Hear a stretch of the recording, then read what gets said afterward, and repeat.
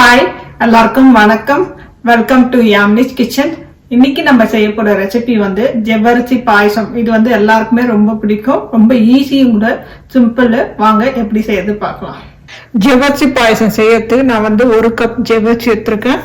இதை வந்து ஒரு பாத்திரத்துல போட்டு நீங்க தண்ணி விட்டு ஊற வச்சிடுங்க. 1 மணி நேரம் ஊற வைங்க, அப்பதான் நல்லா சீக்கிரம் வேகும். கொஞ்சம் நிறைய விட்டாதான் தண்ணி வந்து ஊறி மேலே வந்துடும் ஜவ்வரிசி. இது ஊறட்டும். இப்போ நம்ம பாலை காய்ச்சிடுவோம். ஸ்டவ்ல பால் பாத்திரம் போட்டு பால் ஊற்றிக்குங்க. ஊற்றிட்டு கேஸை ஆன் பண்ணிக்கோங்க. பால் பொங்குது. இதோட கேஸை ஆஃப் பண்ணிடுவோம். பாலை நல்லா ஆற வச்சு எடுத்து வச்சுக்கோங்க. பாருங்க, ஜவ்வரிசி 1 ஹவருக்கு அப்புறம் நல்லா ஊறிடுச்சு. இப்போ இதை வேக வைப்போம். நம்ம கேஸ் ஸ்டவ்ல பாயசம் வைக்கிற பாத்திரத்தை போட்டுட்டு நீங்க தண்ணி விட்டுக்கீங்க. தண்ணி வந்து நான் 750 ml தண்ணி எடுத்திருக்கேன். இதுல வந்து நம்ம ஊற வச்ச ஜவ்வரிசி எடுத்து போட்டுப்போம். தண்ணி இல்லாம எடுத்து போட்டுக்கோங்க.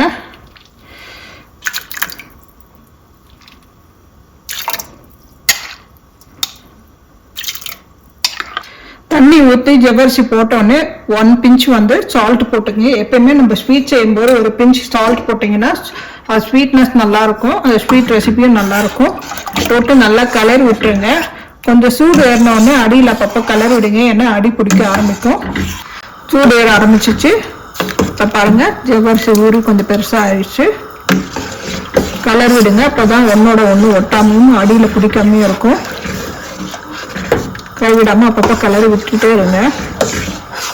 இப்போ பாருங்க, நல்லா கண்ணாடி கலர்ல மாறிட்டு வருது.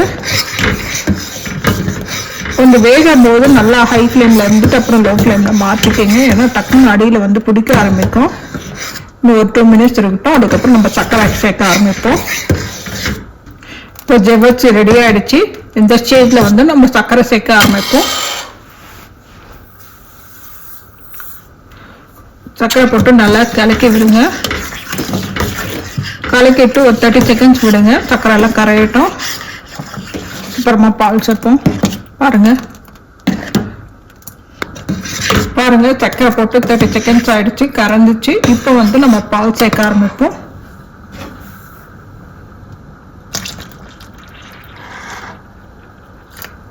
பால் ஊற்றிட்டு ஒரு 5 மினிட்ஸ் வந்து பாலில் வேக விடுங்க.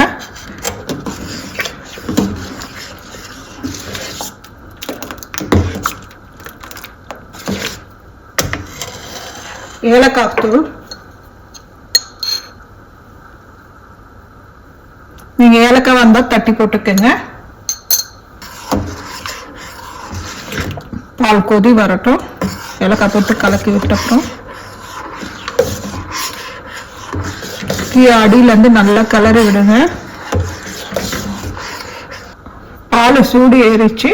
இப்ப முந்திரி திராட்சை வறக்க ஆரம்பிச்சிடுவோம். கேஸ் ஸ்டவ்ல பேன் போட்டுட்டு நீங்க நெய் போட்டுக்கோங்க.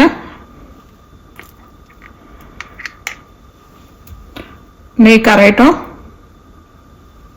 நெய் கரைஞ்சிச்சு. இப்போ முந்திரி பருப்பு போட்டுப்போம். 1 to 2 நிமிஷம் வறுத்து விடுங்க.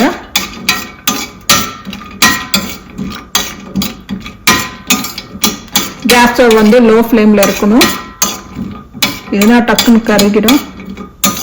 முந்திரி பருப்பு கலர் மாற ஆரம்பிச்சிச்சு. இப்போ இந்த ஸ்டேஜ்ல வந்து நம்ம திராட்சை போட்டுப்போம்.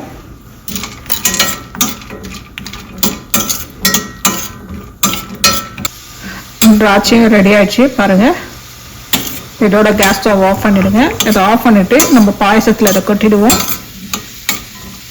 இப்போ முந்திரி திராட்சை இதுல போட்டுருவோம்.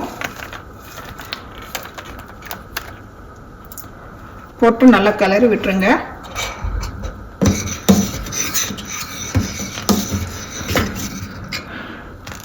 இதுல குங்குமப்பூ வேணும்னா நீங்க சேர்த்துக்கலாம். கலரும் மாறும், மஞ்சள் கலர்ல கொடுக்கும்.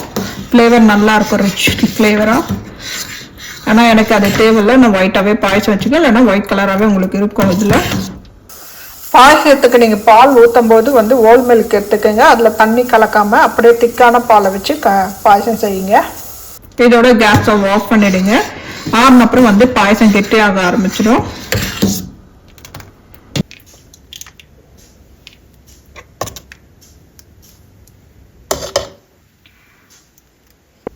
சூப்பரான ஜவ்வரிசி பாயசம் ரெடி ஆயிடுச்சு. இது வந்து 8லேருந்து 10 பேருக்கு தேவையான அளவு நம்ம செஞ்சுருக்கோம். சூப்பராக இருக்கும், குழந்தைங்களுக்கு ரொம்ப பிடிக்கும். ஜவ்வரிசி பாயசம் இது ரொம்ப கஷ்டம்னு நினைப்பீங்க, ஆனால் இருக்கிறதுலே அதான் ஈஸி. வீட்டில் ட்ரை பண்ணி பாருங்கள், எப்படி வந்து சொல்லுங்கள். லைக் பண்ணுங்கள், ஷேர் பண்ணுங்கள், கமெண்ட் பண்ணுங்கள், மறக்காமல் சப்ஸ்கிரைப் பண்ணுங்கள்.